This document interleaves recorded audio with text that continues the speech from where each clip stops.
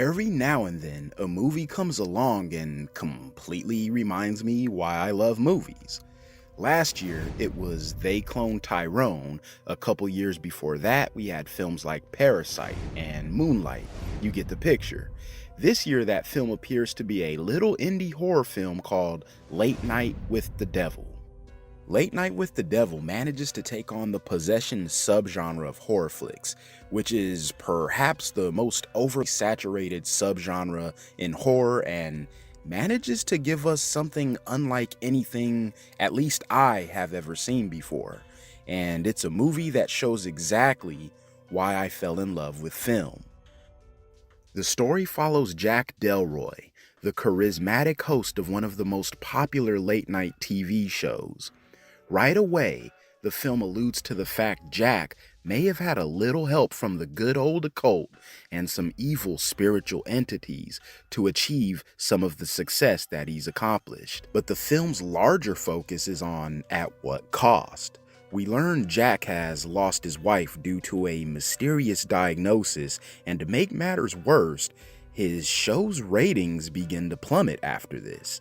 So within the first 10 minutes, we're already thrusted into a film that has not only given us our spiritual themes, but also more relevant themes about the sacrifices, no pun intended, that people make in order to achieve success.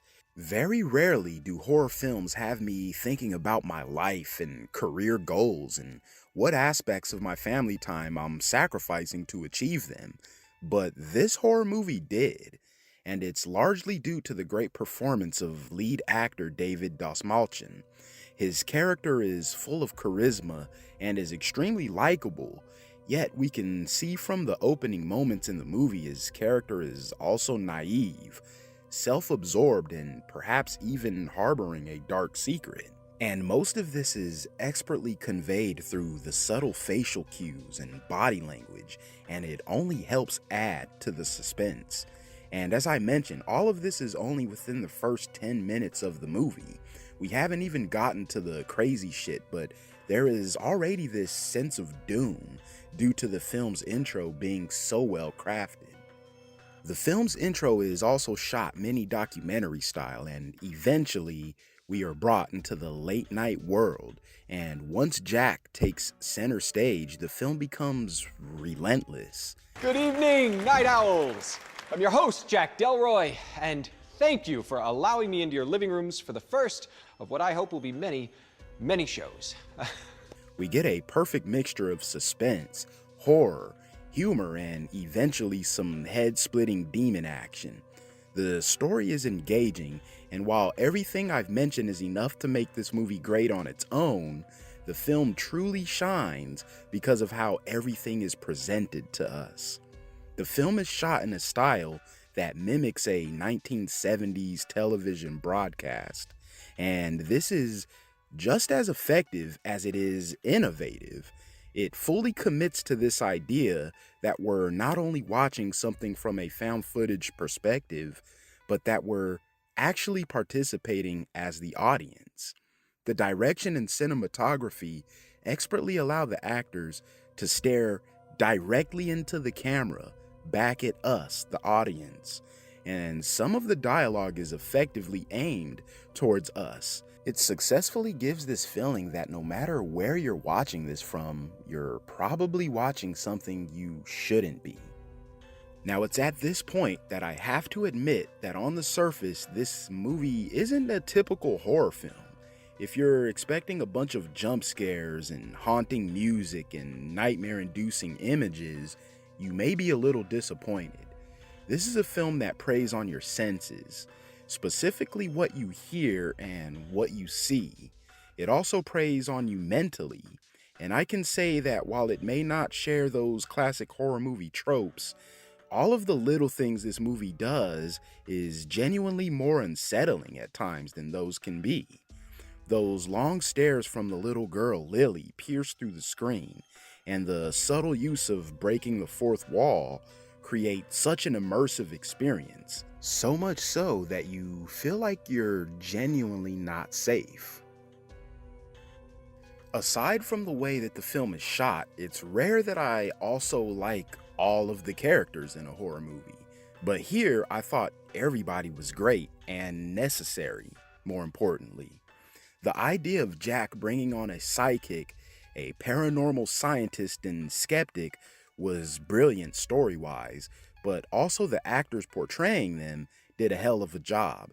Everyone was convincing, and while David Dastmalchian was the standout here, Ingrid Torelli, who played the possessed girl Lily, was phenomenal.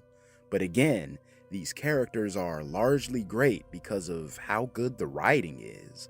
Lily could have just came out and did regular possessed kid shit, and well, she kinda does do that, but ultimately it's really a unique spin on possession altogether.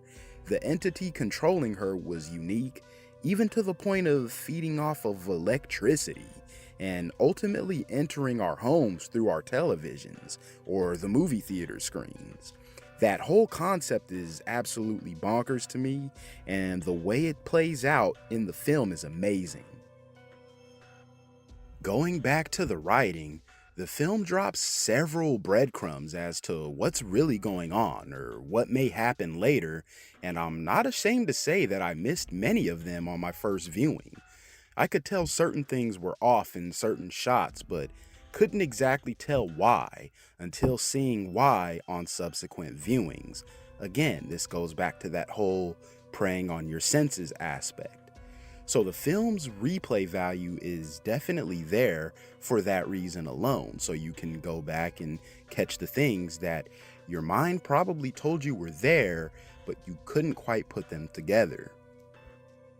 Late Night with the Devil is also paced expertly, at just over an hour and a half of actual time, maybe less if you get rid of the 6 minutes of producer credits in the beginning of this thing.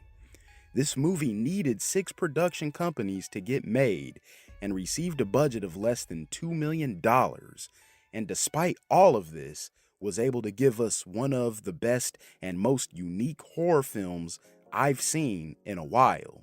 This just goes to show that big budgets aren't necessary to make great works of art, as this movie is brilliantly shot and acted, and it's wildly entertaining. It's ambitious and completely original. It's everything a film should be, and everything I love in a film. It's one of, if not my favorite film of the year so far, and we're already in October, so I am not even sure it's gonna change. And I could complain about some of the graphics and effects and some of the usage of AI in this film, but even then, I think those aspects are completely factored in to the overall atmosphere and aesthetic of the film and what it's trying to achieve. So those minor flaws, if you can even call them that, did not prevent me from loving this film. It's almost great in every single way, and for that I give Late Night with the Devil a 9 out of 10. So there you have it. Those are my thoughts on the movie Late Night with the Devil. Now, there's a lot of movies that genuinely made me fall in love with film, and I'm pleased to say that this movie has been added to that list. But anyway, I would love to hear your guys' thoughts on this one.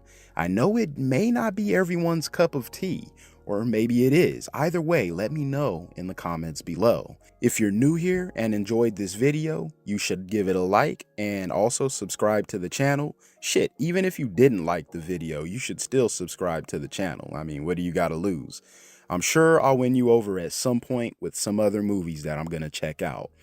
Now, in the meantime, feel free to check out my other videos if you haven't done so already. I hope you all are doing well, and I'll catch you soon.